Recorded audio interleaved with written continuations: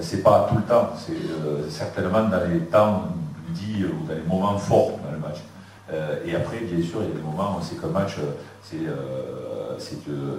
plutôt une sinusoïde. Donc il y a des moments où il faut laisser passer l'orage. On est 14, on subit, on n'a plus de ballon. Ça, c'est commun à toutes les équipes, à tous les niveaux. Et il y a des moments où on est en phase très positive, on a beaucoup de ballons, on avance sur les contacts, on joue chez l'adversaire, et si on a de moins, et là, il faut appuyer, il faut marquer. Et donc, je crois que dans notre projet, pour nous, c'était clair, et ça n'a pas forcément été compris de la même manière par les joueurs. C'est important de réguler, puisqu'on a vécu un petit peu la même chose avec les mains de bain, et donc on a retravaillé dessus, et ça a été plutôt positif.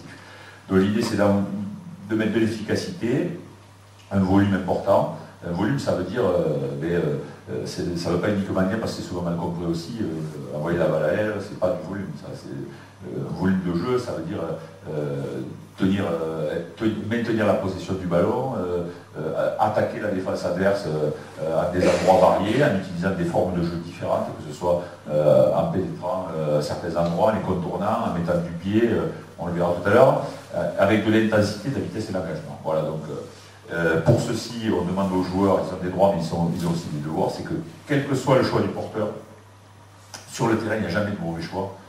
Tous les joueurs doivent réagir sans juger l'initiative du porteur. Ça, c'est pour nous un principe important, sinon il ne peut pas y avoir d'initiative.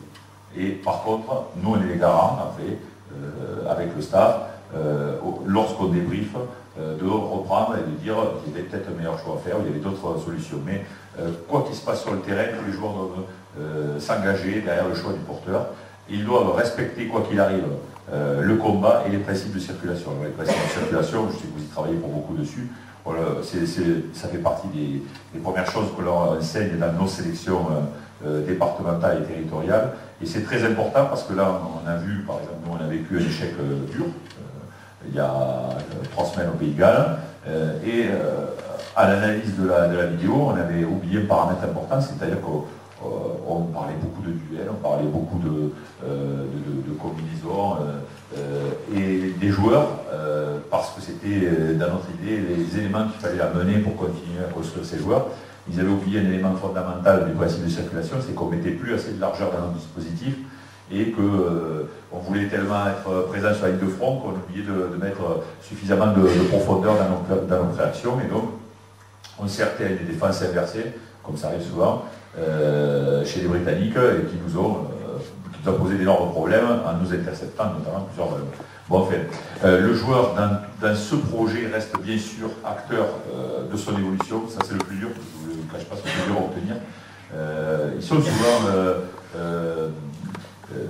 lorsqu'on les prend beaucoup en charge, et c'est le cas, ils sont dans des centres de formation où ils sont entièrement pris en charge, on s'occupe de tout, ils sont limite assistés, ils sont au Pôle France de 19 ans, il y a des conditions de rêve, beaucoup d'entre vous les connaissent, et ils ne sont pas autonomes, ils ne sont pas suffisamment acteurs de leur propre formation, mais pourtant il y a des beaux objectifs, mais ils sont plutôt consommateurs. Et nous on essaie de les réveiller, de les solliciter pour leur demander, pour les inciter à venir eux-mêmes chercher ce dont ils ont besoin, voilà, essayer de vraiment se mettre, j'allais dire à 100% dans leur propre formation. Alors bon, les valeurs, là je passe très rapidement, on en parle souvent, mais le rugby c'est un sport dans lequel pour être performant il faut faire preuve de combativité, d'agressivité, de solidarité, vraiment mettre les notions de partage, de respect et de dépassement au plus haut point, et avec une volonté de progrès permanente.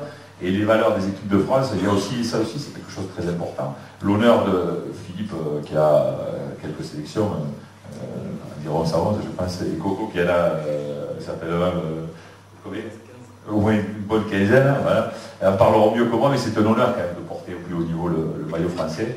Il y a l'amour du maillot, la dialine, il y a le sentiment d'appartenance quand on a été international, il y a de la reconnaissance, mais il y a aussi des devoirs, et il faut être fier de ça, bien sûr, et il faut avoir beaucoup d'humilité. Donc ça, c'est ça paraît rien, mais il faut savoir que les nouveaux joueurs que l'on a, enfin les nouveaux joueurs, le nouveau profil du joueur de haut niveau qui a 20 ans aujourd'hui, il n'a pas forcément toute cette culture, on dit nous, les valeurs du rugby, la culture du rugby, et quelquefois on fait un peu du partage avec les joueurs qui sont dans ces groupes-là, parce qu'ils sont issus maintenant de milieux où ils viennent de sports complètement différents, ou pas du tout. Ils sont plutôt issus de milieux urbains, pour certains de banlieue. Ça ne les empêche pas de jouer au plus haut niveau, comme Mathieu Bastaro par exemple. On en a aussi dans notre équipe, mais ils n'ont pas tout en arrière-plan toute cette culture qui nous paraît naturelle. Donc, bien sûr qu'on fait nous aussi, on en parle, des fois c'est souvent de façon informelle, mais il est important de faire passer ce message. Alors, notre conception du jeu, pour être plus clair, elle s'articule autour de deux grands principes qui nous paraissent toujours vrais. Avancer en continuité en opposant le fort au faible, et identifier et gérer les temps forts et les temps faibles. Si on est capable de faire ça, on est pas mal déjà. Donc, en le déclinant légèrement, opposer le fort au faible, c'est un principe sur lequel on insiste énormément, aller jouer là où l'adversaire n'est pas. Et fatalement, c'est le principe qui fait appel à une qualité, sur quelque chose de fondamental, c'est l'adaptation. L'adaptation. Donc nous, on est dans notre projet essentiellement sur un rugby adaptatif, sur lequel on met des principes d'action connus de tous, des principes de circulation partagés par tous, et on n'est pas sur un rugby programmé.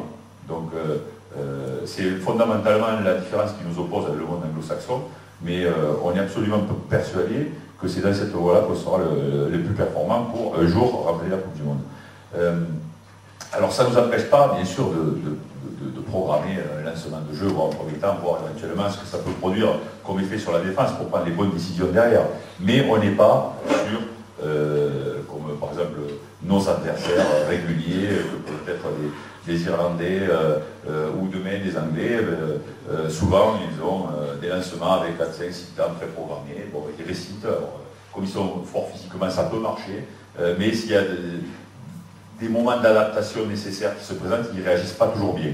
Et la tendance du plus haut niveau chez les anglo-saxons, c'est d'aller vers l'adaptation. Donc c'est qu'on est peut-être pas trop mal, et peut-être qu'à nous de travailler de façon plus précise sur ce qui se passe avant. Donc jouer dans les espaces libres, pour nous les espaces libres sont aussi bien sur la largeur du terrain que sur la profondeur. Donc sur la largeur, on va déplacer le ballon à la main pour aller se mettre dans des intervalles, jouer des duels, ou pour aller contourner la défense, en jouant des surnombres. Ou dans la profondeur, ça veut dire qu'on doit être capable de se faire maintenant, c'est le jeu de haut niveau, des passes au pied, en utilisant bien sûr toutes les formes de passes au pied qui peuvent être mises en œuvre. Et là, on a un spécialiste du jeu au pied notamment sur ça. Alors bien sûr qu'il faut percevoir, donc ça veut dire que pour s'adapter, il faut d'abord regarder ce qui se passe en face, percevoir et attaquer les intervalles, notamment par exemple sur des duels, jouer sur les rapports de qualité aussi, on n'est pas fou, on est capable d'envoyer des joueurs rapides sur des joueurs là, bien sûr. Lorsqu'on met en place l'instant de jeu, on sait que sur les remplacements, on va retrouver les larmes à certains endroits et les rapides à d'autres, à nous d'être malins pour pouvoir aller jouer sur ces rapports de qualité. On va bien sûr pénétrer avec des joueurs plus puissants sur des joueurs plus faibles, hein, c'est toujours dans l'idée d'opposer le fort au faible. On va aussi jouer avec des joueurs lancés sur des joueurs arrêtés. Voilà. Donc on essaie de manier tous ces grands principes pour construire nos mouvements et marquer des essais. Et là, je m'arrêterai là après, parce que sinon ça risque d'être un peu long, mais parallèlement à ce qu'on vient de dire, un grand principe qui est opposer le fort au faible, le second, c'est d'identifier et gérer les temps forts et les temps faibles. Et ça, c'est pour nous très très important, ça va de pair. Si on fait l'un et qu'on oublie l'autre pendant, et c'est ce qui nous est arrivé au début de la mise en place de ce projet de jeu commun à toutes les équipes, ça a été une genèse un peu plus longue que ça, il y avait eu des bribes qui avaient été déjà mises en œuvre, mais si on veut uniquement engager du volume, s'imposer, s'adapter, et qu'on oublie qu'il y a des moments où on subit un peu, et si dans ces moments-là, bien sûr qu'on prend des initiatives qui demandent une prise de risque, elles peuvent se retourner contre vous. Donc ça veut dire comprendre et admettre qu'on ne joue pas toujours de la même façon. C'est